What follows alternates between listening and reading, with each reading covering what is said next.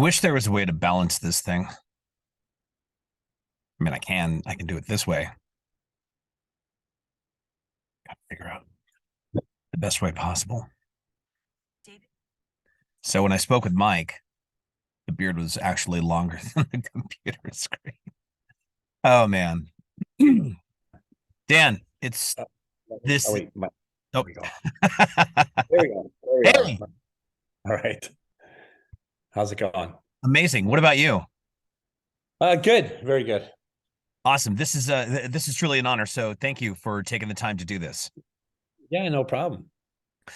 First question, actually not even a question. First comment that I have, and I don't know if Mike passed this to you or not, because the last time he and I spoke, we spoke about the last time you guys were in town, and that was now 23 years ago.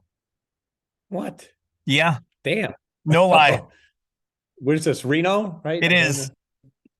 Okay. Yeah, and you guys Yeah, played you played a club called the Little Waldorf Saloon. First record was out, yeah, and it was a great night, fantastic show. And you yeah. haven't been back since. And I would like to speak with whoever's in charge of routing your tours because we need to have a conversation. See, I'm with you. See, I didn't know we were going to start out. I'm getting reamed out for not showing them for 23 years. But you're right. I mean, I remember that like it was yesterday, though. I remember being there because that was the only time we were there. And Yeah. I don't know why that is. It's wrong, right? It's wrong. No, it's okay. And here's the thing. You guys get busy, you get popular, you play bigger venues. There's paychecks and all that stuff. And I mean, it takes your career, like where you started to where you guys are going is, I mean, you're obviously the mission isn't even done. And Mhm. the new record is phenomenal and in my top 5 for 2022. Cool. Thank you. I appreciate that. Yeah, and I mean top to bottom, and I was telling Mike the same thing. Like every single song on there is simply phenomenal. Your playing, especially, is like to me extraordinary on this record. Like it stands out more than like anything you've done to me, anything you've done in the last 10 years. Cool. I appreciate that. Well, I definitely had enough time during the COVID break to get my chops up. But yeah, thank you. I worked very hard on this album and definitely wanted to deliver motherfucker of an album this time.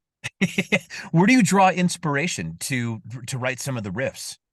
A lot of it is just really, I mean, I listen to a lot of everything. I still, whether it's classic rock or I'm listening to some of our peers and some of the new projects that may be coming out, but it's just really in the moment, when I just pick up the guitar and just naturally play. I'm not thinking really about anything else other than how I feel in that moment. And, this time around, it's our first time working with producer Drew Falk.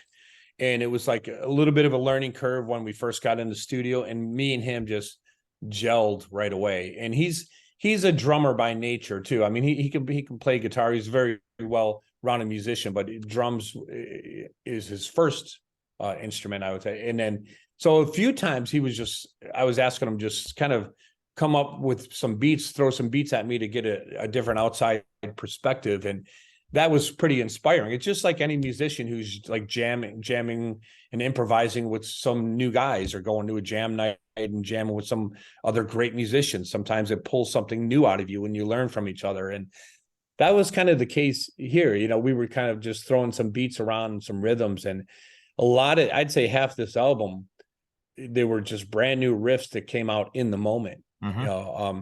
Even though we entered the studio with a handful of ideas so we weren't coming in completely empty handed. I ended up putting a lot of those songs on the back burner because I just felt so inspired in the moment, and Sure. we kind of put those other songs back in the vault. They were all good ideas, but it was stuff that I was sitting on for a while, and the strongest ones stayed, and then some of these other new ones just kind of came out of nowhere. Whether it's Bad Man, our newest single, that kind of came out of nowhere. Feeding the Fire, God, what else? Take Back Your Life. Those Yeah. were all songs that just came in those moments of saying, hey, Drew, you know what, just let's find a rhythm, a cool groove, and then just let me improvise a riff over that. And like almost instantly, those guitar riffs came out within seconds. It was just the first thing that, it was a reaction to the way the beat made me feel. It's funny you mention Take Back Your Life, because in my notes that I have in my conversation with Mike, I said this song has the signature Disturbed feel in how the music moves under David's voice. The breakdown in the middle reminds me of like a crowd participation part where you guys carry that for either 16, 24, 32 measures or whatever. Yeah. And David's really like getting the whole room moving and everybody's losing their mind. And then like the rest of the song, as that drops, you guys just crush it. Yeah, it definitely has those feels. I guess if there's once a song idea is developing, once a riff's developing, and if we come to a bridge or a breakdown, that's just definitely one of those to where as I'm writing it, I'm sensing those types of things too. I'm feeling like how could this go over live? And like you're saying, even if we decide to extend it and have those crowd moments, get them involved in the song, that stuff starts going through my head as I'm writing a riff that feels like that. I had that same reaction as you do. Awesome. The song Won't Back Down. That one, that to me, it's thumb wrestling between that and Unstoppable for my favorite track on the record. Oh, nice. Yeah. Nice.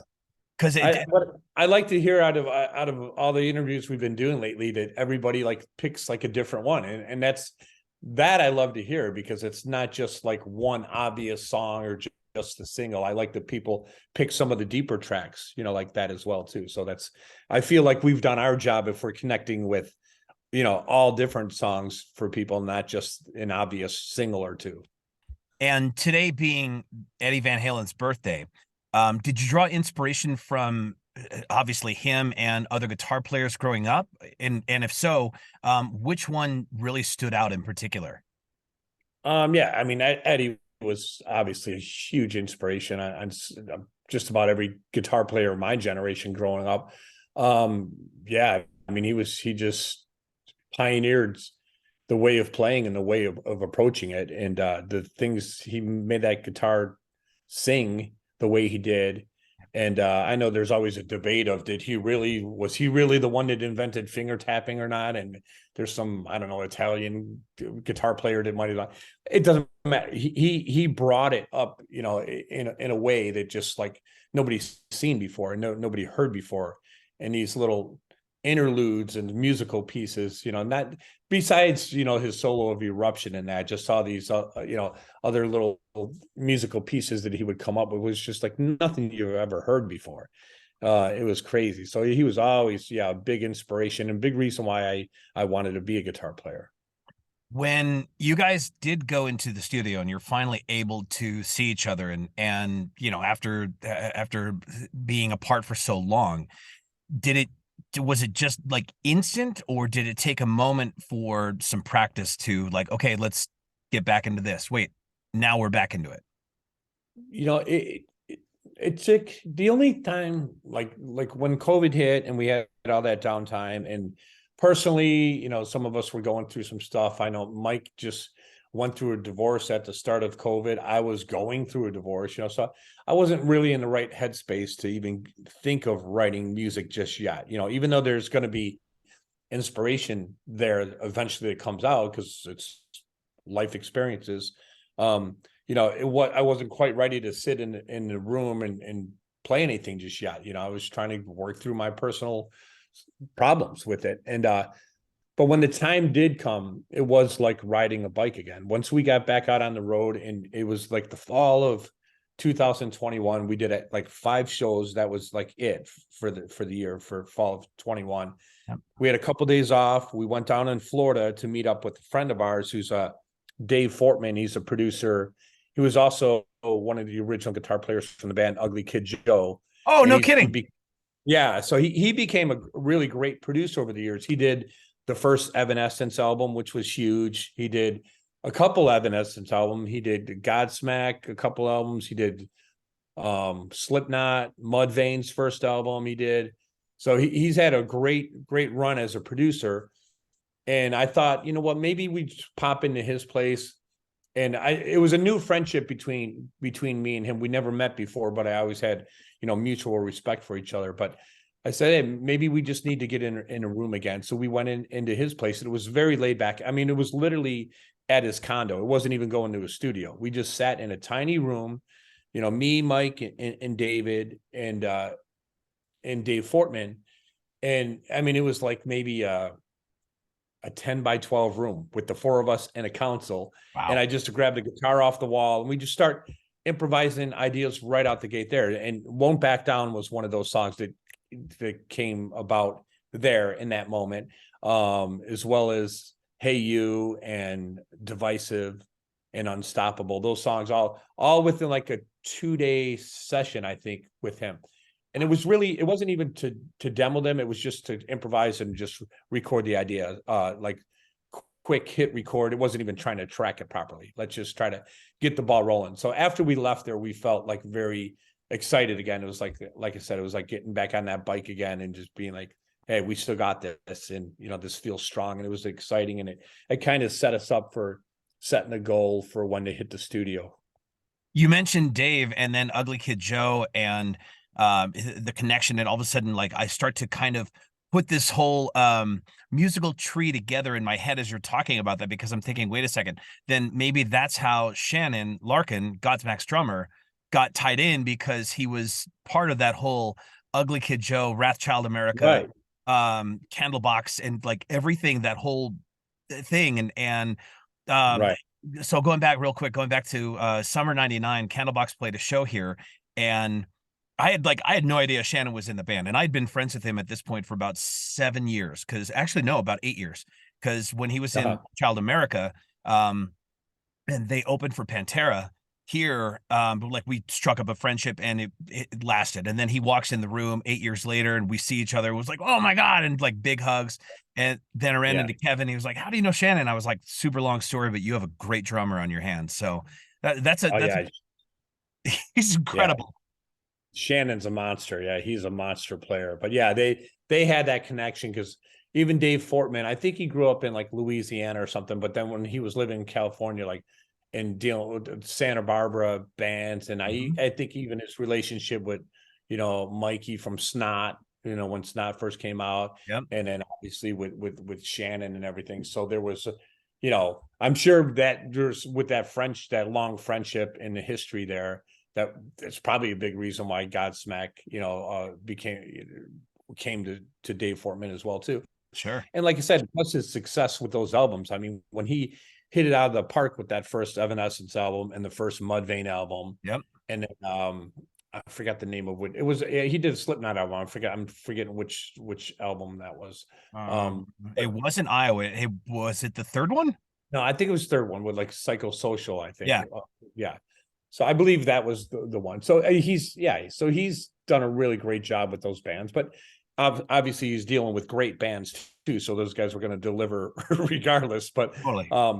But his contribution to those was pretty massive.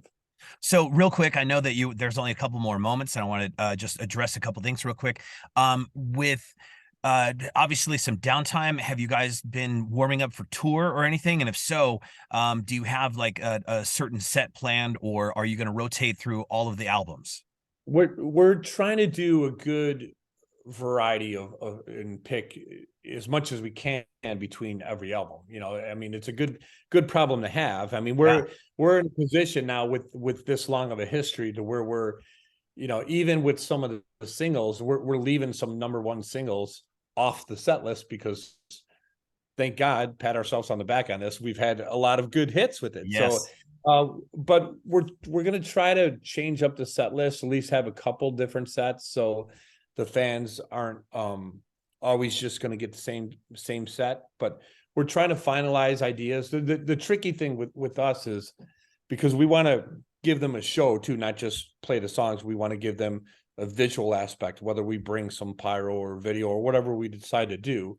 So we're trying to build a show. So we want some consistency there for the sake of a show. Yeah. But but I think if we could pull some audibles and bring out some songs that we don't normally typically play and throw a few curveballs at them, of course they're always going to get Down with Sickness. They're always going to get Sound of Silence, Stupefy, the game. They're always going to get a lot of those that they want because we still enjoy playing those. So that's not going to stop. Even Down with Sickness, for example, it's like people think, oh, you get sick of playing that. I'm like, well, but every time I play it, the fans bring it to life for us. Every time Yep. they hear the intro drum beat, it keeps it exciting for me. So it's not like I sit at home and I play the song at home. That I get sick of doing here. There's no reason for me to do it.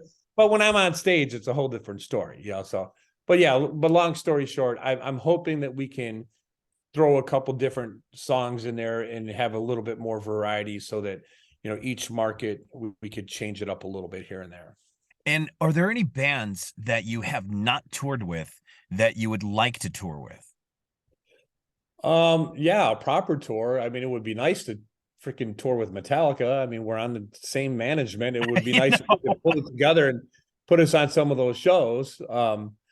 That, I mean, not now, obviously with this new tribute and rendition of Pantera, we were always huge Pantera fans Hmm. and Vinny and Dime fans. And I know there's debates over should they be going out with Zach and with Charlie from Anthrax. And I'm not even getting in that debate.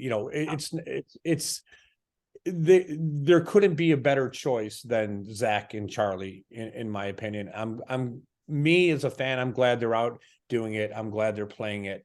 For this new generation of fans who've never seen the original Panther out there, it's paying respect and a tribute to that band. I would love to be able to do shows with this version of it too. Okay. And pay our respects.